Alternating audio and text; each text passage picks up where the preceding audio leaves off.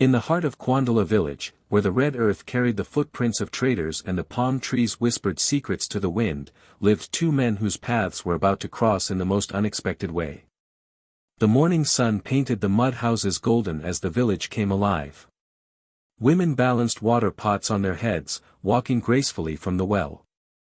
Children chased chickens between the houses, their laughter mixing with the sounds of goats and roosters.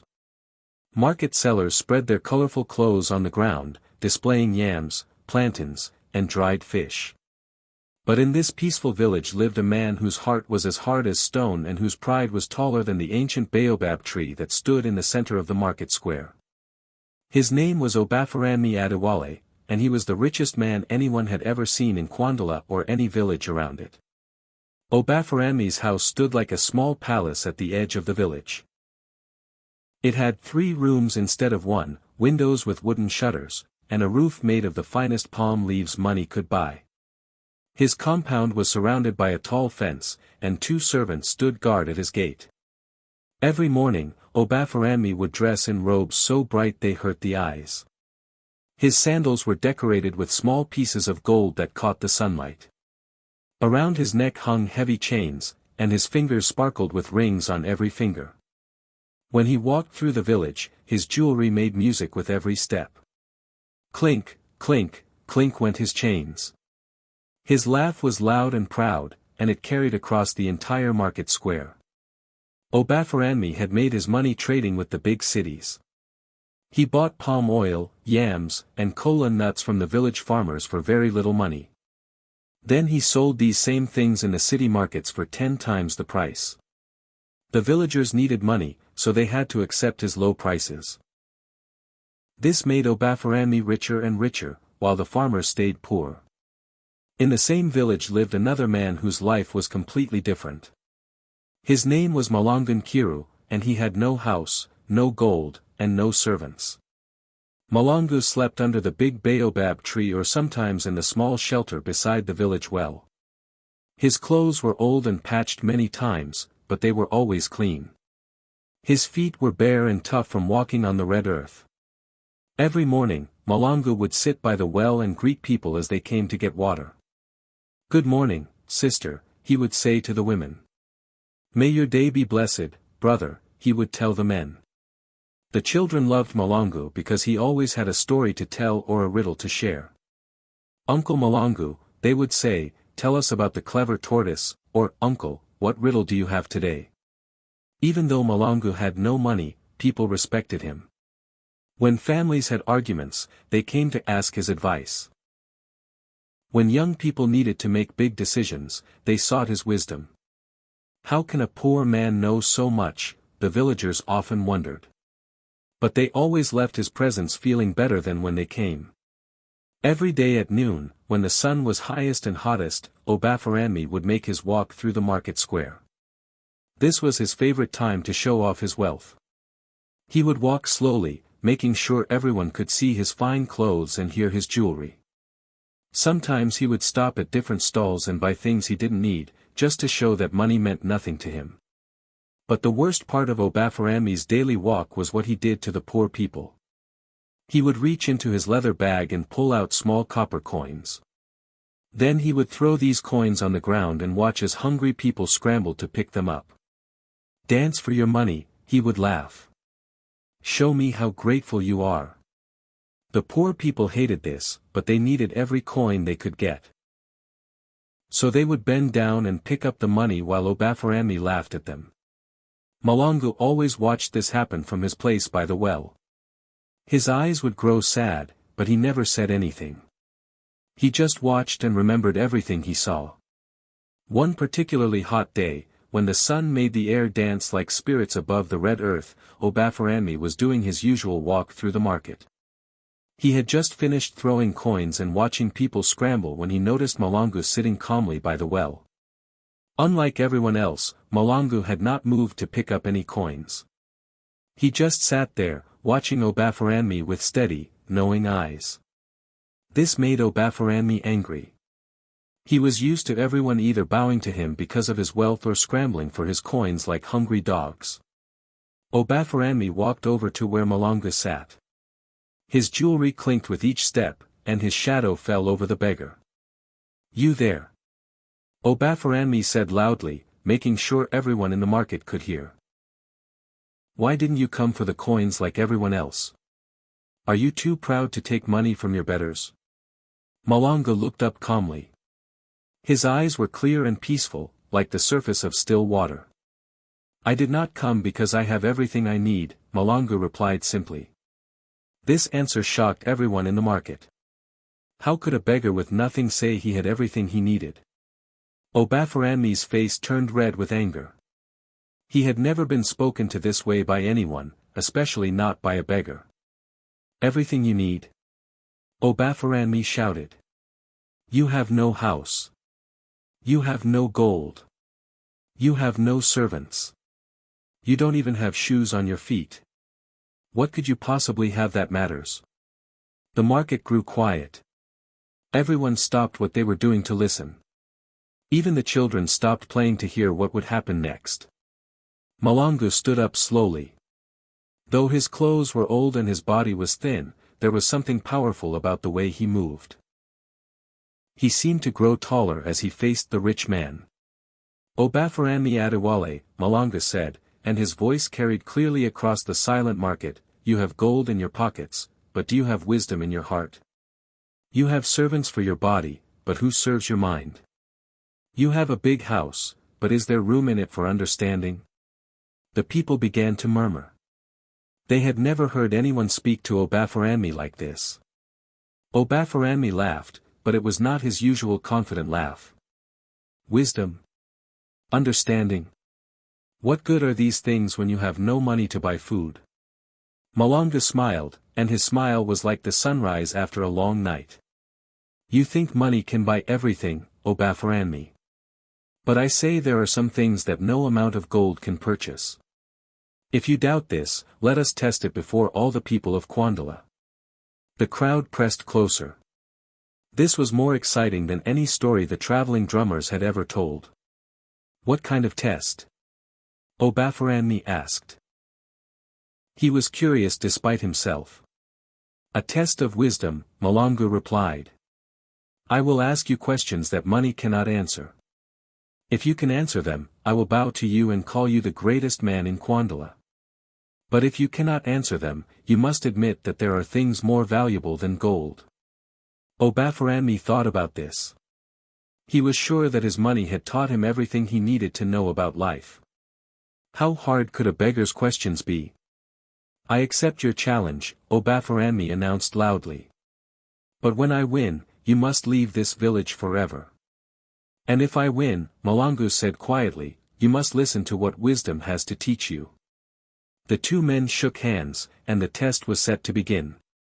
But before I tell you what happened next, my friends, click that subscribe button so you'll never miss the wisdom hidden in the stories I share. The people of Kwandala gathered from every corner of the village to hear this contest between wealth and wisdom. Mahlangu stood in the center of the market square, right under the great baobab tree.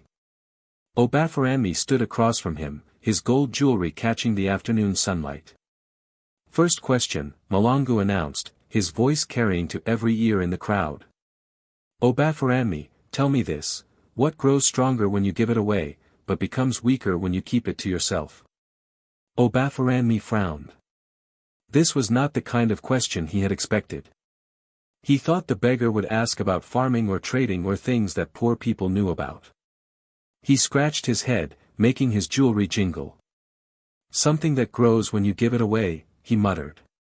"That makes no sense. Everything becomes less when you give it away. If I give away my gold, I have less gold. If I give away my food, I have less food." The crowd waited. Children sat on their parents' shoulders to see better. Even the village dogs seemed to listen quietly. "Well?" Mahlangu asked after several long minutes. I don't know," Obaferanmi admitted, and his voice was much quieter than before. Mahlangu nodded and turned to face the crowd. "The answer is love," he said simply. "When you give love to others, your own heart grows bigger and stronger. But when you keep love only for yourself, your heart becomes small and weak. The people murmured their agreement. Yes, that's true, they said to each other. When we share love, we feel more love, not less. An old grandmother in the crowd called out, "When I love my grandchildren, I don't have less love for my own children. I have more love for everyone." Exactly, grandmother, Mahlangu said, bowing respectfully to her. Love is the one thing that multiplies when we share it. Obaferanmi looked confused. He had never thought about love this way. In his mind, everything in life was like money, if you gave it away, you had less of it. That was just luck, Obaferanmi said, but his voice sounded less sure than before. Ask me something else. Mahlangu smiled. Very well. Here is the second question. Second question, Obaferanmi, what is the strongest thing in the world, yet can be broken by the smallest child? Again, Obaferanmi thought this would be easy. The strongest thing in the world? That's simple, iron. No, wait, diamond. Diamond is the hardest thing, and no child can break a diamond. Are you sure that's your answer? Mahlangu asked. Yes, I'm sure. Diamond is the strongest, and no child can break it. Mahlangu shook his head. I'm sorry, my friend, but you are wrong again. The crowd leaned forward, eager to hear the correct answer. The strongest thing in the world is a promise, Mahlangu explained. When someone makes a true promise, it can hold up against anything, storms, poverty, even death. But the smallest child can break a promise simply by not believing in it anymore. A young mother in the crowd nodded and called out, yes. I promised my children I would always protect them, and that promise gives me strength to do anything. But if they stopped trusting my promise, it would break my heart. The crowd began to understand. They were seeing that there were different kinds of strength, not just the kind that money could buy. Obaferanmi was starting to feel uncomfortable. These questions were not like anything he had ever learned in his business deals. One more question, Mahlangu announced. This one is harder than the others. Obaferanmi wiped sweat from his forehead. His expensive clothes suddenly felt heavy and hot. Third question, what can make a man blind even when his eyes work perfectly, and what can help a man see even when his eyes are closed? This time, Obaferanmi didn't even try to guess quickly. He thought and thought, but every answer he came up with seemed wrong. Something that makes you blind when your eyes work. He muttered. And something that helps you see when your eyes are closed. I don't understand these riddles. The crowd waited patiently. Some of the older people were starting to smile because they thought they knew the answer. After a long time, Obaferanmi threw up his hands in frustration. I give up. What's the answer? Mahlangu's expression became very serious. He looked directly into Obaferanmi's eyes. Pride makes a man blind even when his eyes work perfectly, he said. When someone is too proud, they cannot see the pain of others, they cannot see their own mistakes, and they cannot see the beauty in simple things. The crowd was completely silent now. And wisdom helps a man see even when his eyes are closed, Mahlangu continued. With wisdom, you can see the future results of your actions, you can see into the hearts of others, and you can see solutions to problems that seem impossible. The silence in the market square was so complete that everyone could hear the wind moving through the palm trees. Obaferanmi stood there, his golden jewelry suddenly seeming dull and heavy. For the first time in many years, he really looked at the faces around him. He saw the woman who sold vegetables, whose children were thin because he paid her so little for her crops. He saw the old man who made palm wine, whose back was bent from working so hard for such small money. He saw the children who should have been playing but instead had to work to help their family survive. All these people were looking at him, and for the first time, Obaferanmi could see what was in their eyes. It wasn't respect or admiration. It was fear, sadness, and disappointment. Obaferanmi started to speak, but no words came out. Mahlangu walked over to him and placed a gentle hand on his shoulder. "My friend," Mahlangu said softly, "you have great wealth, but you have been blind to the greatest treasures of all. You have gold, but you don't have the love of your neighbors. You have a big house, but you don't have peace in your heart. You have power, but you don't have the wisdom to use it well." Tears began to fall down Obaferanmi's cheeks. In front of all the people of Kwandala, this proud, wealthy man began to cry. "You're right," he whispered, and then louder, "You're right. I have been blind. I thought my money made me better than everyone else, but it only made me lonely and mean." He looked around at all the faces watching him. "I have cheated you all. I have taken your crops for almost nothing and sold them for great profit. I have laughed at your poverty instead of helping you. I have thrown coins on the ground to make you scramble like animals for my entertainment." The crowd didn't know what to say. They had never seen Obaferanmi like this before. "I thought wealth was everything," Obaferanmi continued, "but this beggar with nothing has shown me that I am the poor one. I am poor in wisdom, poor in love, and poor in understanding."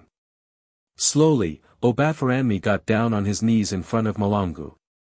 His fine robes touched the red earth, and his golden jewelry clinked as he bowed his head. "Teacher," he said to Mahlangu, "I have lost our contest, but I have found something more valuable than anything I owned before. Will you teach me how to see with wisdom instead of blindness?" Mahlangu helped Obaferanmi stand up. The beggar's eyes were kind and full of understanding. "My friend," Mahlangu said, "the greatest wisdom is knowing that you need to learn. Today you have taken the first step on a new path." The crowd began to murmur with approval. They were amazed by what they had seen. "But teacher," Obaferanmi asked, "how can I learn wisdom? I have spent my whole life learning only how to make money." Mahlangu smiled. "Wisdom cannot be bought, but it can be earned. You must start by using your wealth to help others instead of just yourself. You must listen more than you speak. You must give more than you take. Will you help me learn these things?" Obaferanmi asked humbly. "I will help you," Mahlangu promised, "but the real teachers will be the people of this village. Every person here has something to teach you about life, if you are humble enough to learn."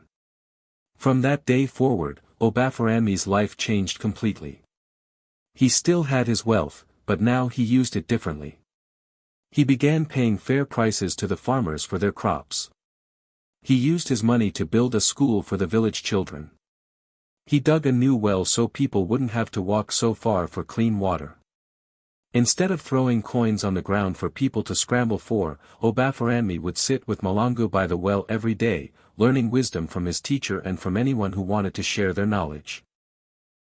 The village children, who used to run away when they saw Obaferanmi coming, now gathered around him to hear the stories Mahlangu taught him to tell. "Uncle Obaferanmi," they would say, "tell us the story about the tortoise who learned to share," or, "tell us about the bird who found happiness." Obaferanmi discovered that teaching children and helping his neighbors gave him more joy than all his gold ever had. Years passed, and Obaferanmi became known not as the richest man in Kwandala, but as one of the wisest. People came from other villages to ask his advice, just as they had always come to ask Mahlangu. The two men, once so different, became the closest of friends. Every evening, they would sit together under the great baobab tree and talk about life, wisdom, and the mysteries of the human heart. One evening, a young merchant came to the village. He was proud and wealthy, just as Obaferanmi had been years before. He began throwing coins on the ground and laughing at the poor people. Obaferanmi and Mahlangu looked at each other and smiled. "Shall we teach him what we learned?" Obaferanmi asked. "I think it's time," Mahlangu replied. Together, the former rich man and the wise beggar walked over to the young merchant. They were ready to pass on the greatest lesson of all, that money can buy many things, but it cannot buy the treasures that make life truly worth living. And so, my friends, remember this truth from the village of Kwandala: in life, wealth may open doors, but only wisdom keeps them open. Love shared grows stronger, Promises are the greatest strength, and pride is the blindness that keeps us from seeing what really matters. If this tale touched your heart, don't forget to subscribe, like, and share so the wisdom of our ancestors can travel far and wide. Until next time, keep wisdom close, for it is the greatest treasure of all.